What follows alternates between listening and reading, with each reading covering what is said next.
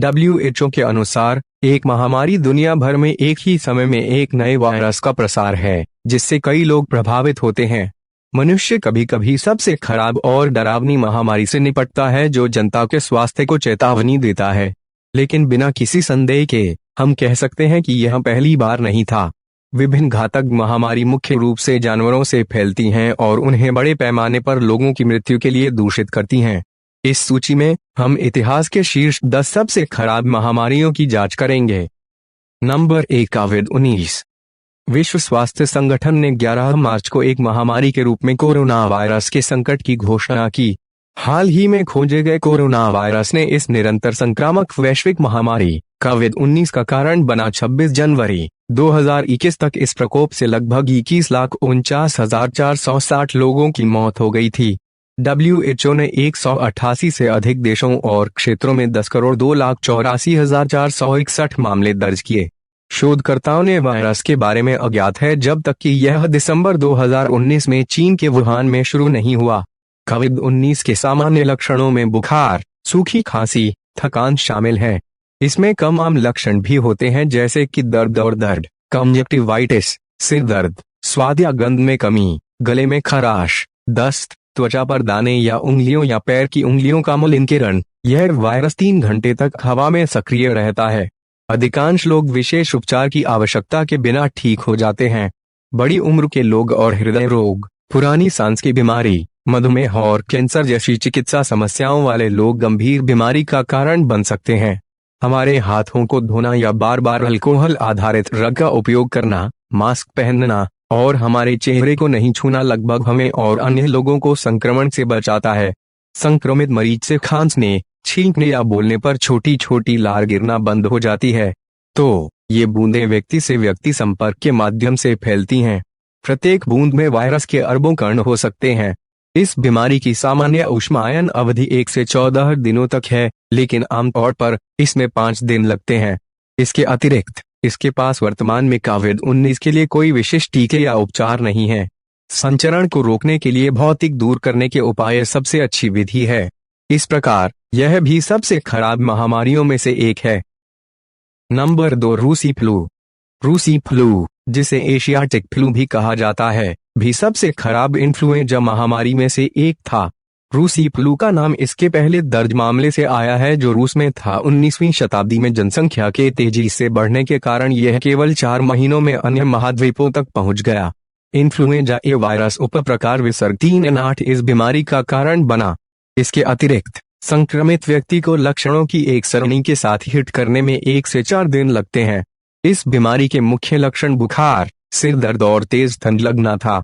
यह सबसे खराब महामारी 1889 में नवंबर या दिसंबर के दौरान पूर्वी देशों से यूरोप तक पहुंची। इस महामारी के कारण 1 लाख से अधिक व्यक्तियों की मृत्यु हो गई। जिन बच्चों को हृदय और फेफड़ों की समस्याएं और अन्य पुरानी बीमारियां हैं, वे उच्च जोखिम में हैं। माल्टा में इस बीमारी के परिणाम स्वरूप इन्फ्लुएंजा पहली बार एक सख्ती से उल्लेखनीय बीमारी बन गई। वैज्ञानिकों ने कई वर्षों तक इन्फ्लुएंजा ए के उप प्रकारों की पहचान करने की कोशिश की, जो 1889, 1890, 1898, 1900 और 1918 महामारी के लिए जिम्मेदार थे। इस फ्लू की शुरुआत में लोगों ने बहस की कि यह संक्रामक है या नहीं। फिर भी रोग की त्वरित कार्यवाही और हर जलवायु और इलाके पर व्याप्त यह उचित था कि यह था। नंबर 3, तीसरा हैजा महामारी। इतिहास में सबसे खराब 7 वैश्विक हैजा के प्रकोपों में से एक भारत में उत्पन्न हुआ और एशिया, उत्तरी अमेरिका, यूरोप और अफ्रीका जैसे अन्य देशों में फैल गया। 1854 में हैजा ने ग्रेट ब्रिटेन में 23,000 से अधिक लोगों की जान ले ली। उन मौतों में से लगभग 10,000 लंदन से थीं। विब्रियो हैजा नामक एक जीवाणु इस संक्रामक बीमारी का कारण बना। इसके अतिरिक्त लक्षणों को विकसित करने के लिए दूषित पानी या भोजन की अंतर्ग्रहण को 12 घंटे से 5 दिन लगते हैं।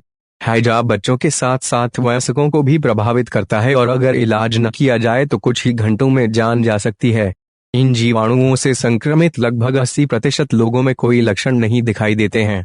जो लोग गंभीर लक्षण विकसित करते हैं जैसे कि तीव्र पानी वाले दस्त, उल्टी और पैर में ऐंठन के कारण निर्जलीकरण, सेप्टिक शॉक और यहाँ तक की मृत्यु भी हो सकती है। आज लोगों ने द्रव प्रतिस्थापन और एंटीबायोटिक दवाओं के माध्यम से इन सबसे खराब महामारियों का इलाज किया।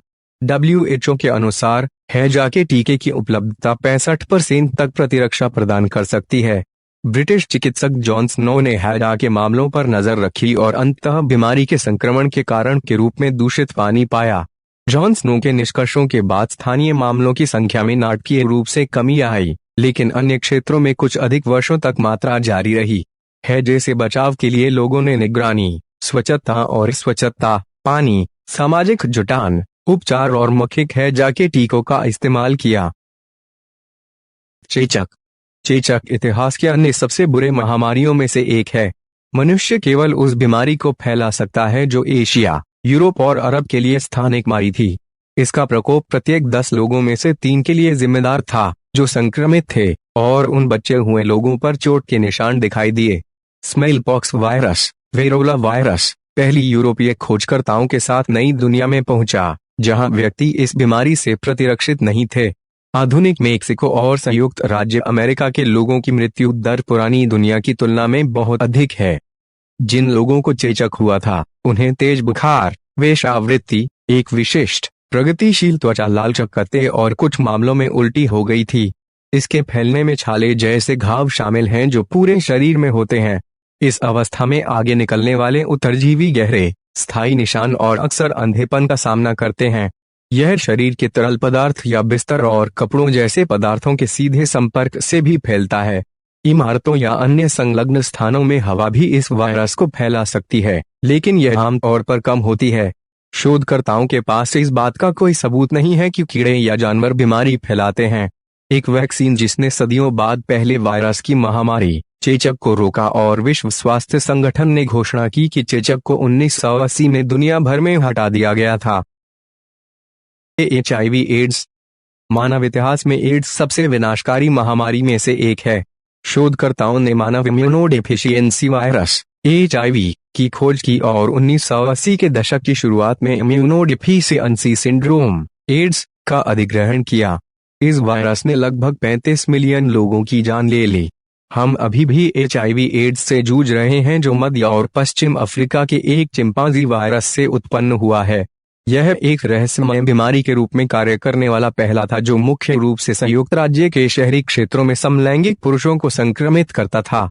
लोग केवल विशिष्ट गतिविधियों जैसे यौन व्यवहार, सुई या सिरिंज के उपयोग के माध्यम से HIV प्राप्त कर सकते हैं। यह आमतौर पर किसी ऐसे व्यक्ति के शरीर के तरल पदार्थ से फैलता है जिसे HIV है। इन तरल पदार्थों में रक्त, वीर्य, मलाशय के तरल पदार्थ, योनिक तरल पदार्थ, प्रीसेमिनल तरल पदार्थ और स्तन दूध शामिल हैं। HIV के लक्षणों में बुखार, निमोनिया, दस्त, तेजी से वजन कम होना और गले में खराश शामिल हैं। और जब दवा महान प्रगति कर सकती है, और कई देशों ने इस पुरानी स्थिति को कई तरीकों से प्रबंधित किया है, लेकिन यह सबसे खराब महामारियों में से एक अभी भी बहुत लंबा रास्ता तय करता है। अब संक्रमित लोगों में से अधिकांश उपयोगी जीवन जीने के लिए आगे बढ़ते हैं। जागरूकता बहुत बड़ा प्रभाव डाल सकती है। सरकारी आंकड़ों के अनुसार वर्तमान में अमेरिका में लगभग 10 लाख लोगों को यह बीमारी है।